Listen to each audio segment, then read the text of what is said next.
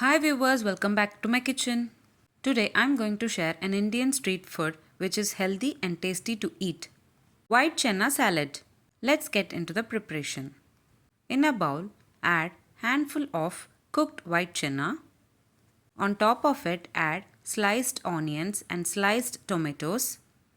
If you want, you can also add sliced cucumber, grated carrot as well. Today I'm skipping the both to make it simple.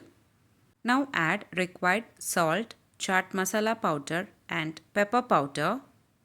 Give a nice mix and later add 2 spoons of lemon juice, that is approximately half lemon.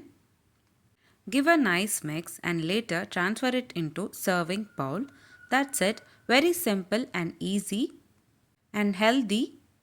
White channa salad is ready to serve. If you like this video, please give a like and share to your friends. Also, don't forget to subscribe to my channel to get to know many interesting recipes.